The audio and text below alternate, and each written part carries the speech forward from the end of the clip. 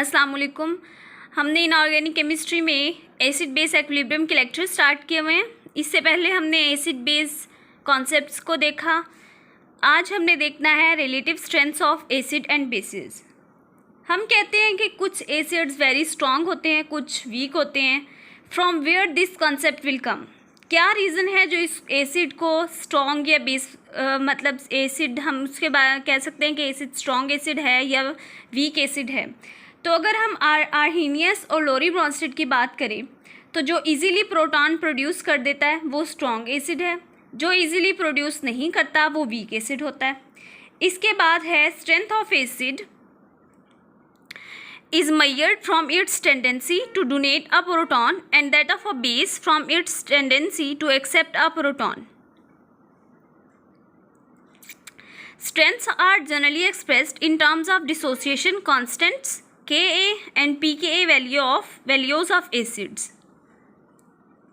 जब हमने बात करनी है स्ट्रेंथ की तो हम एक्विलिब्रियम को देखते हैं। What is equilibrium? State when the rate of forward reaction becomes equal to the backward reaction is equilibrium. यहाँ पे हम एक कांस्टेंट डिटरमिन कर लेते हैं जो एक्विलिब्रियम कांस्टेंट कहलाता है। Ka is used for acid. Ka is equilibrium constant. Ka means dissociation constant or equilibrium constant for an acid and pKa is inverse of Ka. So Ka is equal to 1 over pKa. ये दोनों एक दूसरे के inverse हैं। अगर किसी acid के बारे में हम बात करें कि उसकी Ka वैल्यू हायर है तो वो स्ट्रॉन्ग एसिड होगा। जब Ka वैल्यू हाई होगी तो उसकी pK वैल्यू कम होगी, और अगर Ka वैल्यू किसी की कम है तो वो वीक एसिड होगा और उस टाइम उसकी pK वैल्यू हायर होगी। HX हमारे पास एक एसिड है। HX means HCl, HNO3, any type of anion which reaction वो जो कि हमारे पास रिएक्ट करे with proton acts as an acid. So proton we know when water react with acid is acts as base. So it is considered as acid base reaction. When acid is dissociate in water it produce anion and hydronium ion. Anion produce करेगा और hydronium ion produce करेगा।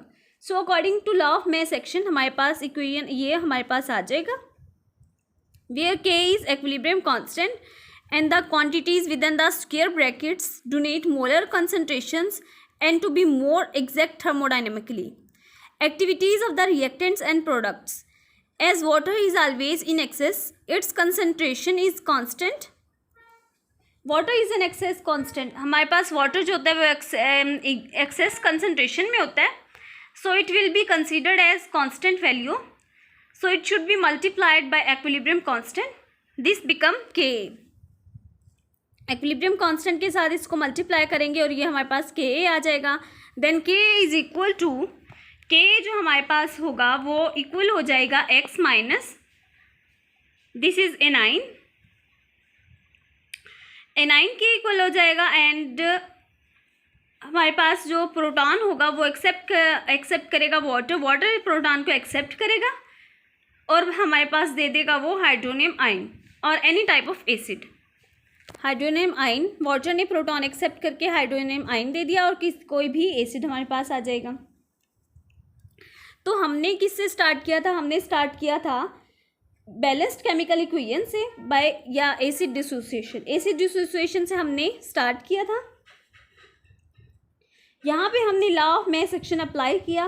Law of mass action apply करने के बाद और हमने constant को अलग कर लिया और वो हमारे पास वेरिएबल्स जिनकी वैल्यू चेंज हो सकती है हमने उनको सेपरेट कर लिया। इसके बाद हमारे पास आ जाता है K is called dissociation constant of acids and represent the extent to which an acid is dissociated. Greater the value of pKa, stronger is the acid and vice versa. ये वही बात है जो हमने अभी की। If K is higher, pKa value is small, so this pKa is equal to log of 1 over Ka. 1/k log of 1/k के equal हो जाएगा pk, और k यहाँ पे हमारे पास डिवाइड हो रहा है, तब हम इसको जब ये इसके साथ मल्टीप्लाई होगा, so this pk is equal to log of 1/k। जब डिवाइड होता है तो हम उसको मल्टीप्लाई कर देते हैं and it gets minus sign, so it becomes minus log ka। हमारे पास ये आ जाएगा minus log ka। A large value of pKa means the acid is little dissociated, weak acid, and a small value means that acid is highly dissociated, strong acid. Thus, HCl is a stronger acid than HNO3, and its dissociation constant exponent 7 is greater than that of HNO3 exponent 3, and its pKa value minus 7 is less than that of HNO3 minus 3. For very weak acids, the pKa values are very high. pKa value weak acid के लिए high होगी क्योंकि उसके लिए Ka value small होगी। For example it is 11.8 in case of hydrogen peroxide.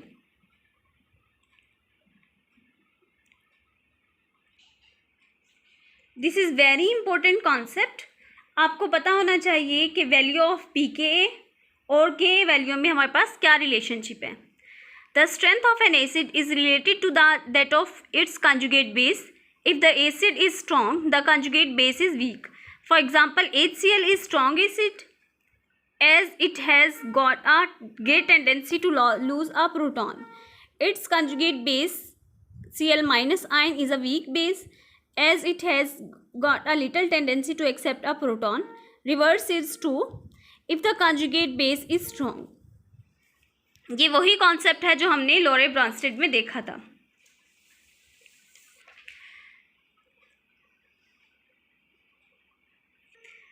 The acid strength depends upon the solvent chosen. अभी हमने सिर्फ वाटर की बात की है, सिर्फ वाटर को हमने सॉल्वेंट के तौर पे लिया है। अगर हम नॉन एक्वस सॉल्वेंट के अगर हम नॉन एक्वस सॉल्वेंट लें, जैसे क्लोरोफॉर्म है, CCl4 है, या इनऑर्गेनिक सॉल्वेंट अमोनिया है, तो तब भी ये solvent acid base properties of substance को एक्सप्लेन करता होगा। In Bronsted definition, we need to specify solvent while comparing the relative strength of acids and bases. Perchloric acid is the strongest acid. All the strong acids like perchloric acid, hydrochloric acid, HCl, HNO3, hydrochloric acid have very close pKa values. They appear to have nearly equal strengths in aqueous solution. This phenomena is called leveling effect. All the acids which are completely dissociated in aqueous solutions are represented by H3O positive ion as it is the strongest acid known. The same effect is noticed in case of solutions of bases. The strongest bases which can exist in water is OH minus ion. The bases O2 minus and NH2 minus are fairly strong. Therefore, when Na2O and NaNH2 are dissolved in water, their reactions are O2 minus plus water 2OH minus.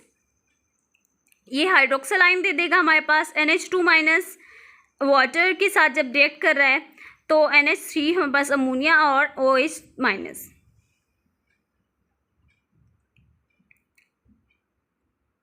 Reaction goes to completion and thus basic strength of O2 minus or NH2 minus is level to the strength of OH minus ion and they behave as equally strong bases in aqueous solution.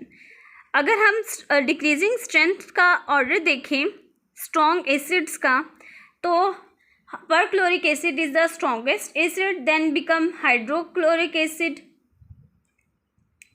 Hydrobromic acid, then hydrochloric acid, then sulfuric acid, then nitric acid.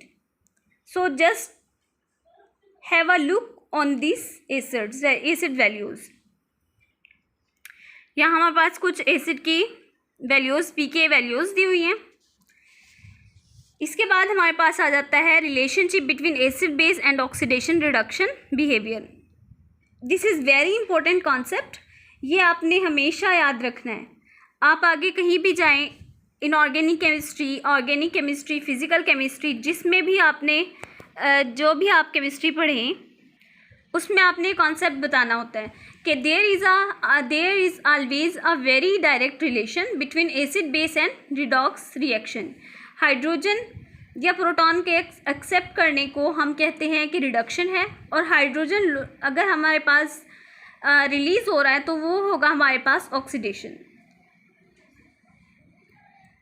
तो जब हमने acid base concept देखा यूजेनोविच का, तो वहाँ पे यही concept almost आ रहा है, हमारे पास यही ऑलमोस्ट कॉन्सेप्ट आया।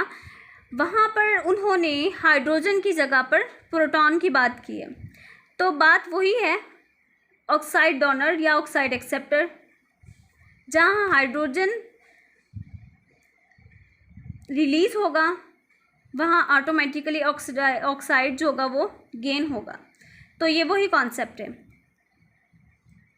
According to Lewis concept of acids और bases, an acid is a species which accepts a lone pair of electrons from a base. H plus acid है, NH3 base, NH4 plus हमारे पास आ जाएगा। An oxidizing agent also accepts complete transfer of electrons from other species. Oxidizing agent is itself reduced. Reduction is a process in which electrons are gained.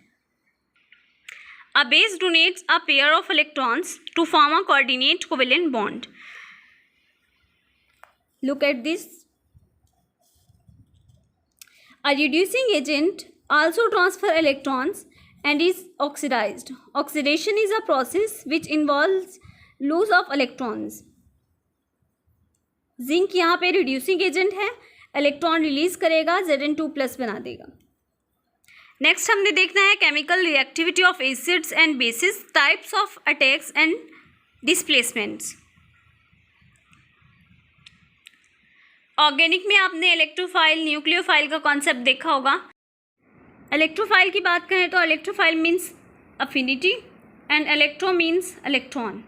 Electron loving जो होंगे वो हमारे पास हो जाएगा इलेक्ट्रोफाइल, मतलब कि उसके पास पॉजिटिव चार्ज होगा। न्यूक्लियोफाइल अगर है तो न्यूक्लियोफाइल आर न्यूक्लियस लविंग, उसके पास नेगेटिव चार्ज होगा। Lewis acids also called electrophiles और electrophilic reagent because they are attracted to the electron-rich parts of basic molecules. Similarly, Lewis bases are called nucleophiles or nucleophilic reagents because they seek electron-deficient regions of acids with which they react.